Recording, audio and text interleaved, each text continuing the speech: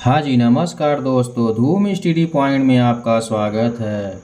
AC technician से interview में पूछे जाने वाले क्वेश्चन लाया हूँ इम्पोर्टेंट। चलिए क्वेश्चन पर जान लेते हैं।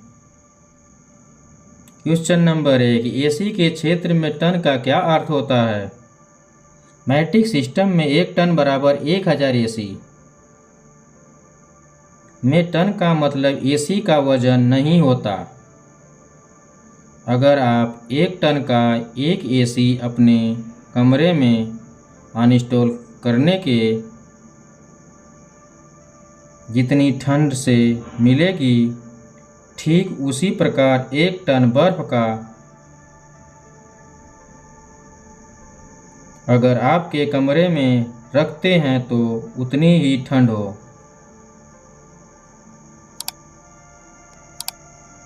आपको मिलेगी 1 टन एसी, 1 टन बर्फ, 2 टन एसी, 2 टन बर्फ।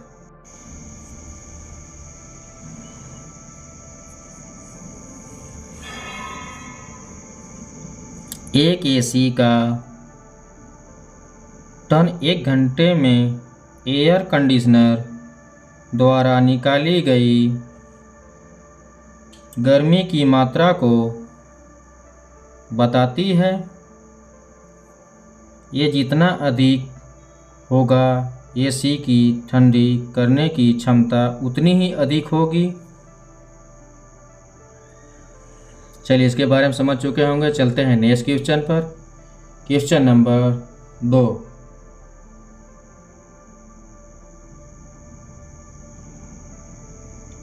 रूम के एरिया के अनुसार एसी का सिलेक्शन कैसे करते हैं?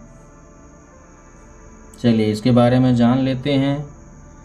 रूम के एरिया के अनुसार एसी का सिलेक्शन के लिए सबसे पहले रूम का लंबाई इंटू चौड़ाई का स्क्वायर फुट में निकालते हैं। फिर यदि रूम की एरिया 100 फुट स्क्वायर से कम हो तो 0.8 टन से 150 फुट स्क्वायर से कम हो, 100 स्क्वायर फुट तक हो तो 1 टन से 250 फुट स्क्वायर के से कम, 150 फुट स्क्वायर तक हो तो 1.5 टन, 400 स्क्वायर फुट से कम, 250 स्क्वायर फुट तक हो तो 2 टन का एसी सेलेक्ट किया जाता है। क्वेश्चन नंबर 3, HVAC और एसी टेक्नीशियन कौन कौन से कार्य होते हैं? HVAC का फुल फॉर्म होता है heating, ventilation and air conditioning. HVAC के द्वारा रूम को ठंडी के दिन में गर्म तथा गर्मी के दिन में ठंडा किया जाता है। AC full form air conditioning. AC केवल रूम को ठंडा करता है। HVAC टेक्नीशियन और एसी टेक्नीशियन दोनों का काम एक ही है। दोनों इन मशीन का अनइंस्टॉल, रिपेयर, सर्विस करते हैं। चलिए इसके बारे में समझ चुके होंगे। चलते हैं नेक्स्ट क्वेश्चन पर। Question number 4,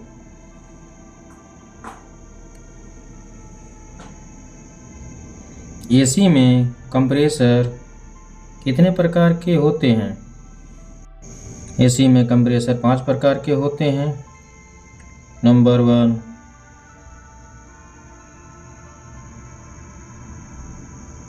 रिस्पोर्टिंग refrigerator compressor. इस तरह के कंप्रेसर में एक सिलेंडर और एक पिस्टन लगे होते हैं, जो कि आमतौर पर किसी इंजन में देखने को मिलता है, लेकिन इसमें सिर्फ इतना फर्क होता है कि एक मोटर द्वारा घुमाया जाता है और यह सिर्फ हवाओं को कंप्रेस करने के काम आता है। अगर इसके फ़ायदे की बात करें तो ए डिस्प्रोटिंग एयर कंप्रेसर बाकी कंप्रेसर की तुलना में रख रखाव करने में आसान होता है। इसका प्रेशर अच्छी तरह से ज़्यादा दिनों तक काम करता है, लेकिन इसका अनुसार यह शोर और कंपन पैदा करता है। रोटरी रेसिप्रोकेटिंग कंप्रेसर नंबर 2, चलिए इसके बारे में जानते हैं। इस रोटरी एयर कंप्रेसर में एक चक्रीय घुमा एक कंप्रेसर लगा होता है जो एक अलग तरह का डिजाइन किए गए रोटर के एक पास होते हैं। यह दोनों रोटर विपरीत दिशाओं में घूमते हैं और जिस कारण हवा में पहले की तुलना में अधिक प्रेशर उत्पन्न होता है। यह rotary air compressor reciprocating air compressor की कमियों को दूर करके बनाया गया है। आजकल बड़े ऑफिस, औद्योगिक स्थल या फिर घरों में काफ़ी प्रयोग किया जाता है, क्योंकि यह कम हवा का भी प्रयोग करता है। यह कंप्रेसर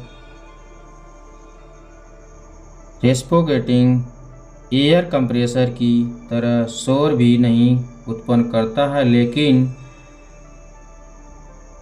यह काफ़ी महंगा होता है। चलिए इसके बारे में समझ चुके होंगे, चलते हैं नेक्स्ट क्वेश्चन पर। Window AC, speed AC, cassette AC कैसे काम करता है, चलिए इनके बारे में जान लेते हैं।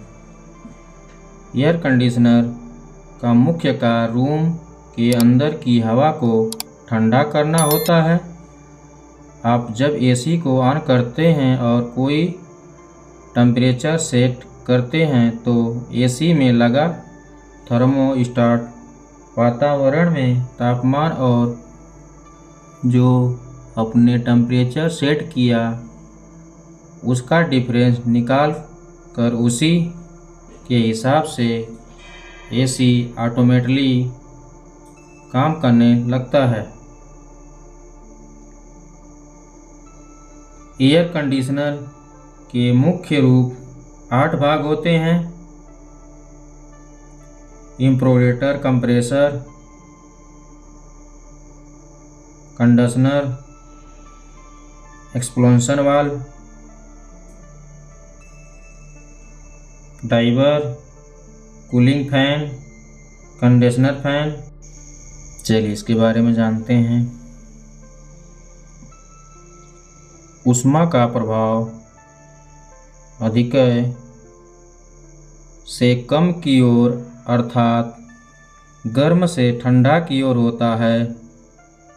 यही कारण है कि कप में रखी हमारी कॉफ़ी कुछ समय बाद ठंडी हो जाती है। इसी कार्यप्रणाली का इस्तेमाल किया जाता है। एसी में दोनों भागों को जोड़ने वाले पाइप के भीतर एक गैस भरी होती है जिसे रिफ्रेज कहा जाता है। हमारे द्वारा एसी ऑन करने पर सर्वप्रथम बाहरी भाग में लगा कंप्रेसर पाइप में भरी गैस को आयतन कम करके कंप्रेस कर देता है। आयतन कम करने से गैस की अणु पास आ जाते हैं तथा उनका तापमान बढ़ जाता है। यह तापमान वातावरण के तापमान से अधिक होता है। अधिक तापमान तथा दबाव वाली गैस अगले चरण में कंडेंसर कॉइल में किया जाता है। यहाँ मौजूद एक पंखा संघनित कॉइल के आसपास की गर्म गैस को बाहर फेंकता है तथा कंडेंसर कॉइल के भीतर गर्म गैस ठंडी होकर द्रव्य परिवर्तन हो जाती है। द्रव्य अवस्था में परिवर्तित इस गैस का तापमान अब भी अधिक हो जाता है। अतिरिक्त ऊष्मा स्थानांतरित हो जाने के बाद कॉइल से मध्यम ताप तथा ऊष्मा दबाव वाला द्रव्य अगले चरण के लिए एक्सपेंशन वाल्व में पहुंचाता है। यहाँ इस द्रव को एक बहुत पतली ट्यूब में प्रवाहित इसका दबाव किया जाता है। इसके फलस्वरूप अत्यधिक ठंडी कमरे में तापमान से बहुत कम हो जाता है। यह ठंडा द्रव्य घर के अंदर लगे भाग को मौजूद इवेपोरेटर की ओर बढ़ता है। यहाँ लगे पंखा ब्लोअर पंखे सहायता इवेपोरेटर के आसपास की ठंडी हवा को बाहर की ओर फेंका जाता है तथा कमरे की गर्मी हवा इवेपोरेटर की ओर से प्रवाहित होती है। परिणाम स्वरूप हम ठंडा का अनुभव करते हैं। चलिए, वीडियो अच्छा लगे तो लाइक एंड सब्सक्राइब जरूर करें। Thank you. Don't forget like and subscribe.